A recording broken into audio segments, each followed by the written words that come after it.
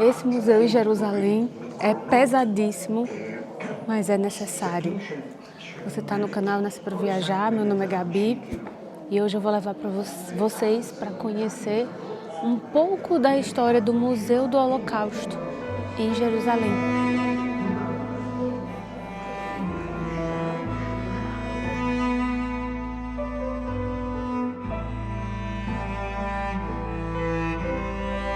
É importante entender o contexto histórico por trás de toda essa tragédia. A Segunda Guerra Mundial aconteceu entre 1939 e 1945 e foi o conflito mais devastador da história da humanidade. Durante esse período, a Alemanha nazista, liderada por Adolf Hitler, promoveu uma política de perseguição sistemática contra diversos grupos, especialmente os judeus. Eles eram movidos por uma ideologia antissemita que culpava os judeus pelos problemas econômicos, políticos e sociais da Alemanha. Os nazistas passaram a retirar os seus direitos, isolá-los da sociedade e, posteriormente, até deportá-los para guetos, campos de concentração e campos de extermínio. Ao final da guerra, cerca de 6 milhões de judeus haviam sido assassinados no que ficou conhecido como Holocausto. Milhões de outras vítimas também foram perseguidas e mortas, incluindo ciganos, pessoas com deficiência, prisioneiros políticos, homossexuais e outros grupos considerados indesejáveis pelo regime nazista. O Museu do Holocausto preserva a memória dessas pessoas e nos lembra da importância de combater o ódio, a intolerância e a desumanização de qualquer povo ou grupo. Mais do que um registro do passado, ele é um alerta para as gerações presentes e futuras.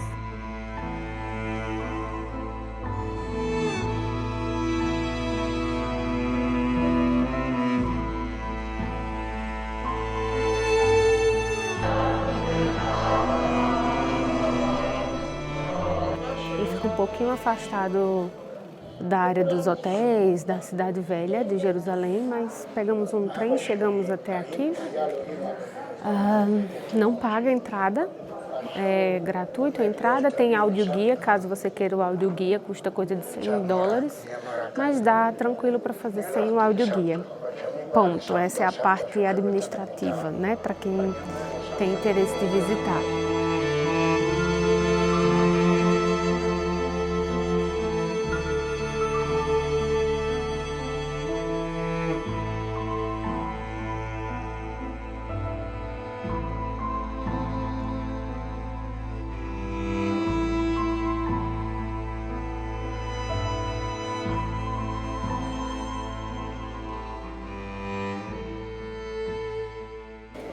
Ele conta a história desde do comecinho lá, com Adolf Hitler, como ele subiu ao poder e como começou o movimento para o que eles chamavam de solução final para acabar com os judeus.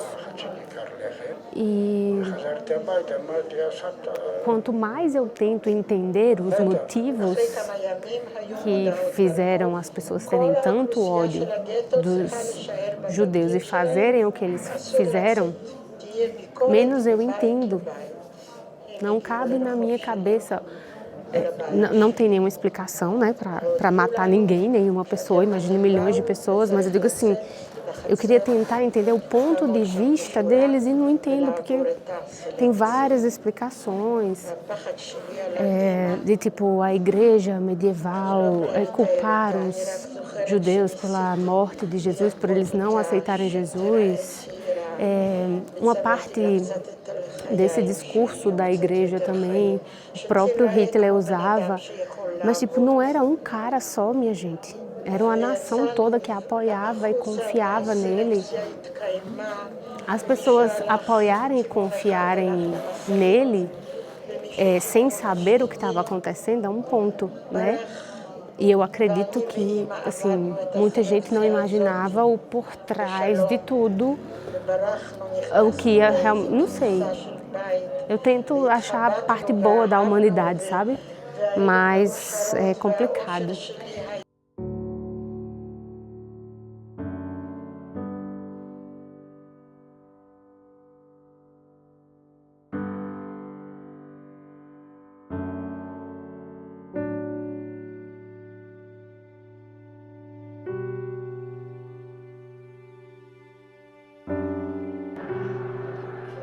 Völker werden in kurzer Zeit erkennen, dass das nationalsozialistische Deutschland keine Feindschaft mit anderen Völkern will.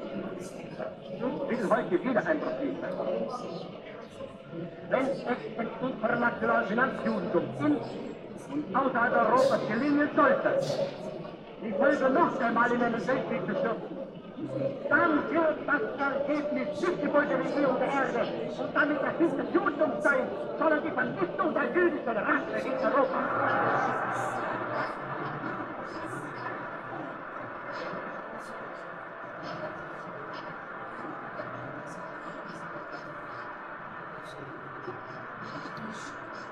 Die Völker wollen nicht mehr auf den Schlachtfeldern sterben, damit sich die wurzellose internationale Rasse an den Geschäft des Krieges verdient und ihre alttestamentarische Rassenlose bringen.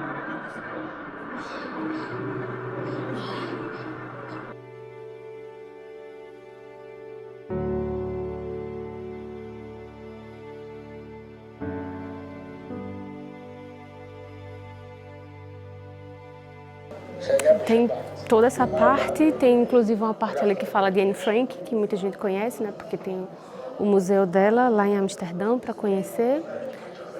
O museu que conta que era Anne Frank, para quem não sabe, era uma menina de 13 anos de uma família judia que foi perseguida, mas ela com a família conseguiu se esconder durante 2 anos num buraquinho de uma casa, assim, num espaçozinho bem pequenininho, 8 pessoas, mas aí depois eles foram denunciados e foram levados para o campo de concentração de Auschwitz e acabaram falecendo. Só o pai dela sobreviveu e foi o pai dela quem publicou o diário que durante esses 2 anos ela preenchia contando o que ela passava. E assim, para ler tudo, para ver todas as informações, precisa de um certo tempo, porque tem bastante informação aqui sobre todos os acontecimentos, desde o comecinho lá até a Primeira Guerra também, porque explica um pouco da Segunda, o começo da Segunda e como é que tudo foi se desenvolvendo, e tem muitos artigos de judeus que sobreviveram, de pessoas que contaram histórias. Tem uma imagem ali na frente, assim, que é de cortar o coração, que são vários judeus mortos, e aí fala que cerca de 2.000 judeus foram mortos e num local específico, e os soldados não conseguiram queimar o corpo, porque tinham que correr, sair dali rápido. E aí as bagagens que eles estavam levando estavam cheias de fotos e documentos, e aí tem as fotos de todo mundo ali, sabe? Tem uns objetos que as pessoas que foram mortas deixaram. Assim, tem umas coisas assim bem pesadas, né? A história toda é muito triste, né? Mas a gente tem que ver isso aqui, que é para lembrar de que a gente não pode deixar acontecer novamente. E também algo que eu estava refletindo sobre os motivos, as razões. Tudo começa com um preconceito com a etnia, com a raça, com as pessoas. Tipo, tem gente que tem preconceito com o nordestino porque tem um sotaque diferente, porque é pobre, porque elegeu um presidente que ele não queria. Ou gente que tem preconceito com o indiano porque, sei lá, acha mal educado, a comida não é boa, não tem um costume assim de limpeza, sabe? Esses preconceitos pequenininhos que a gente tem mesmo contra as pessoas, sabe? Falando bem abertamente, assim. Talvez gere polêmica, algumas pessoas não gostem, né, do comentário, mas assim, esses preconceitos poucos que a gente tem, pequenininhos, sabe? Definindo pessoas, definindo raça, e aí um passa para o outro, que passa para o outro, que passa para o outro. A gente começa a falar mal de uma região específica, de pessoas específicas, enfim. E nisso vem um doido que une todo mundo contra a mesma raça, a mesma pessoa, os mesmos costumes que ele também não gosta, e faz o que acabou fazendo. Então, assim, a gente tem que fazer um exame de autoconsciência, porque o que aconteceu ali se formou tudo porque tinha um doido que, né, fez tudo acontecer. Mas já pensou que que a gente mesmo tem alguns preconceitos pequenos e que a gente tem que lutar contra, fica a reflexão. Acho que, assim, não quero entrar em temas muito polêmicos, mas acho que deu para você entender a mensagem. Para a gente, nós mesmos fazermos um exame de autoconsciência, sabe? Sobre os nossos próprios preconceitos. Para não deixar eles crescerem e lutar contra, né? Porque a natureza humana é ruim, é mal. E a gente tem que lutar contra isso. Fica aí essa imagem final dos judeus indo para os campos de concentração, ó, alguns sendo enforcados, e tudo começou com preconceito, tá? É nesse sentido que eu tô querendo falar. Um preconceito que você acha que é bobo. ליטאי אחד קרא סמרטוט ויתן לנו לקשור העיניים. אני קשרתי העיניים קצת יותר גבוה, שאני יכול לראות מה שיש מתחתיי, ושהם לא ירגישו את זה. הליטאים שירו בנו, ירו ליטאים, לא גרמנים. הם ירו מרובים רגילים. הם עמדו מעל התעלה. ואנחנו עמדנו בתוך התעלה כבר על ההרוגים. ומאחורה נתנו פקודה לירות. בזמן שנתנו הפקודה לירות, סבי, שמואל ליפשין, אבא של אמי, התחיל להגיד שמע ישראל.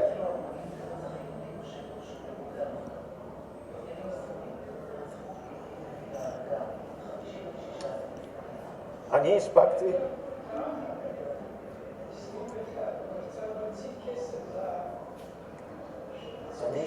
רק פעם אחת להגיד שמע ישראל, בתקף היה הירייה, נפלתי לפני הירייה וההרוגים נפלו עליי.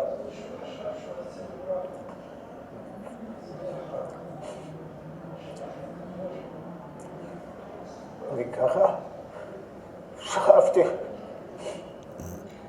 כל הזמן, לא בכיתי, הייתי כמובן.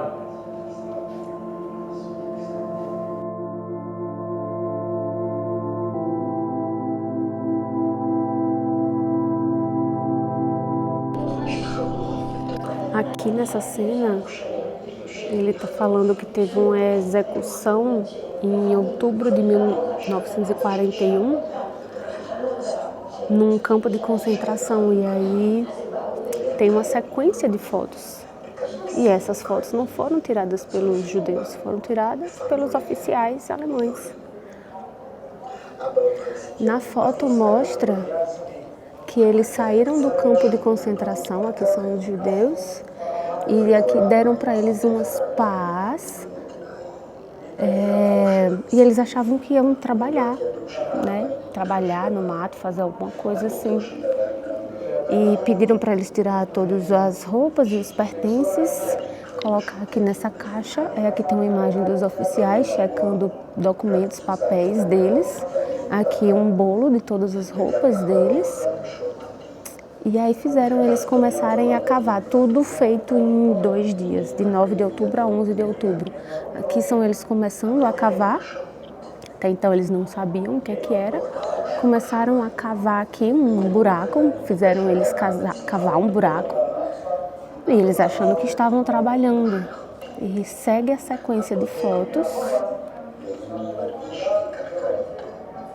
E aqui já é uma sequência de fotos deles colocados de frente para o buraco que eles mesmos cavaram, e para cada um judeu aqui, cada um prisioneiro, 5 soldados com um rifle para atirar nele aqui, ó. E segue a sequência de fotos. Aqui é uma foto do momento dos tiros. E aqui o momento final de carregarem o corpo para dentro da vala. O mais pesado aqui para mim, eu acho que são os depoimentos dos sobreviventes, contando como eles sobreviveram. Quem sobreviveu, minha gente, passou por situações inimagináveis. Olha só o que é que eu tô vendo aqui, ó. Um monte de sapatos de quem foi levado prisioneiro. A história tinha um que me pegou ali, que ele estava dizendo que ele só sobreviveu porque ele estava numa selva. Ele colocou na mente dele que ele estava numa selva e quando você é um animal na selva, você tem que derrubar os mais fracos para sobreviver. Então, ele era uma daquelas pessoas que não ajudava os outros, que só tentava sobreviver a qualquer custo. E hoje ele vive com um peso muito grande na mente de tudo que ele teve que fazer para sobreviver. Aí a gente vai julgar, a gente pode culpar ele, que ele só queria sobreviver. Ele fala que, por exemplo, um belo dia alguém roubou o chapéu dele. Ele estava no campo de concentração, uma pessoa roubou o chapéu. E ele sabia que se ele aparecesse no outro dia na linha de apresentação sem o chapéu, ele iria ser morto. E aí ele tomou a decisão de roubar o chapéu de outra pessoa. E quando ele chegou no dia seguinte e se preparou para ficar na linha de apresentação de cada dia, né? Ele estava com o chapéu de outra pessoa e sabia que tinha uma pessoa sem o chapéu. E ele disse que só ouviu o barulho do tiro da pessoa que estava sem o chapéu. E ele disse que não conseguiu não queria olhar para a cara da pessoa para não carregar aquela culpa a vida toda de que por culpa dele aquela pessoa morreu. Então assim, são essas histórias carregadas, entendeu? De sobrevivência mesmo. Aqui mais fotos de campo de concentração, fotos de quem foi preso, ó.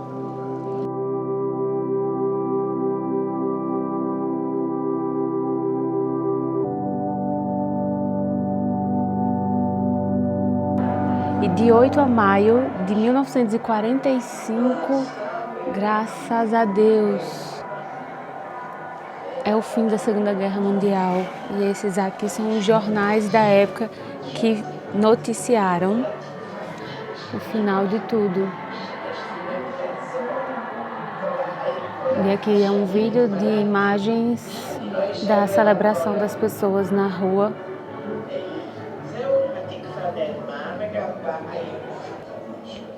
E essas imagens aqui já mostram as pessoas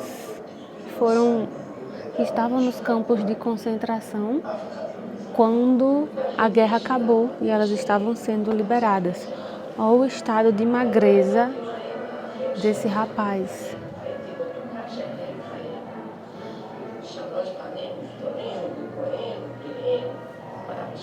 Aquela imagem muito pesada. Um trator levando todos os corpos. Como se fosse assim, sujeira. Meu Deus do céu. Meu Deus do céu.